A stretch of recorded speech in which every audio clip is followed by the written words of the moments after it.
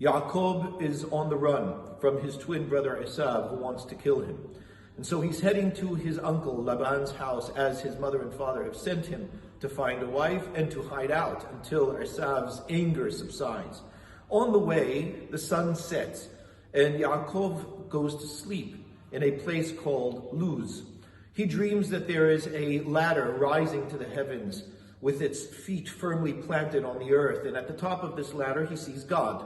God says to Yaakov, I will watch over you. I will take care of you, Yaakov. I am the God of your father, Abraham and Yitzhak.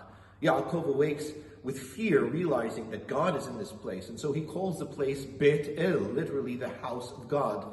He goes back to sleep and wakes up in the morning and recognizes that God has spoken to him and says that if God is with me, he watches over me, gives me food to eat, clothes to wear, and brings me back to the house of my father, I will tithe all that I have to God. He will be my God, and I will build for him a place of service and worship.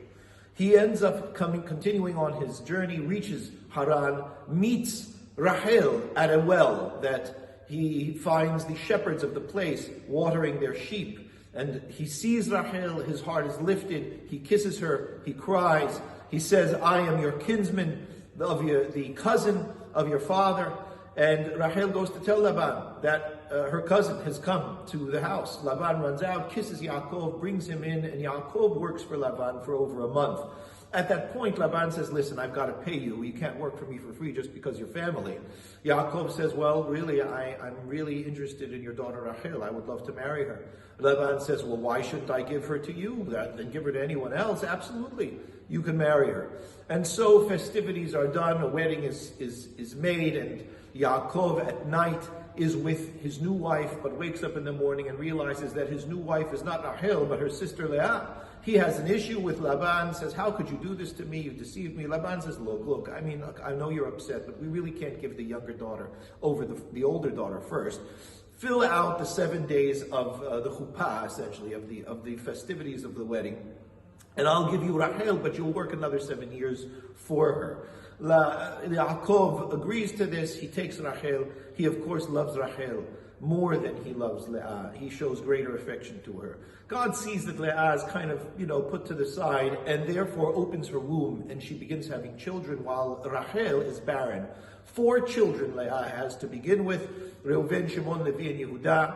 Rachel sees this and is upset. She wants kids like her sister. She says to Yaakov, give me kids. Yaakov says, I'm not God. I can't give you kids, and I'm sorry that this isn't working out. Rachel says, well, then take my maidservant, Bilhah. She gives her maidservant. 2 other children are born. Leah sees that that's happening. She decides, well, I'm not really having kids myself anymore, so I'll use my maidservant as well. She gives her maidservant to have kids with Yaakov. The maidservant has kids with Yaakov. And then finally, Rachel's prayers are answered. She has a child named Yosef, and what she says when Yosef is born is, I want one other son. The family is strong. Yaakov has built his wealth with Laban. He has built his family with Laban. And God comes to him and says, Yaakov, it's time for you to go home. Yaakov says, listen, Laban, it's time for me to go home. Laban says, look, we have such blessing with you here. I don't think it's a good idea. Why don't you stick around? Yaakov says, well, look, I will make you a deal. If you want, you can pay me and I will leave. And the way that you will pay me is that the speckled, spotted, and dark animals, the goats, speckled, spotted, and goats, and dark sheep will be mine of your flock. And that way you know that anything that has that coat is mine, and anything that doesn't have that coat is yours. And with that, I'll be able to go home with whatever it is that I end up making from that. Laban says, it's a deal.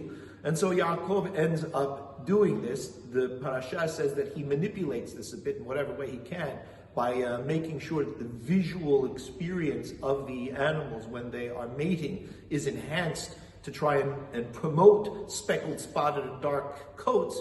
And so it ends up being that God shows Yaakov a dream and says, listen, I'm with you on this project. I'm going to make sure that you have a ton of speckled, spotted, and dark animals so that you walk out of Laban's house a wealthy man. And he does actually become a very wealthy man with a tremendous amount of assets in terms of his flock.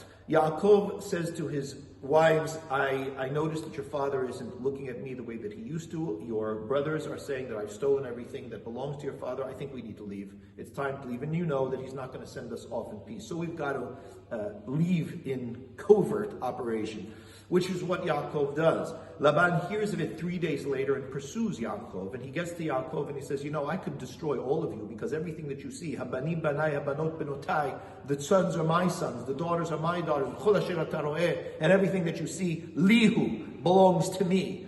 And yet God has told me that I shouldn't speak to you anything. So really, all I want are my idols. You've stolen them, and I think that's pretty not nice. I'd like to have them back. And so Yaakov says, I know nothing of what you're speaking. And as a matter of fact, whoever it has taken that your idols from my camp should die. I don't know what you're talking about.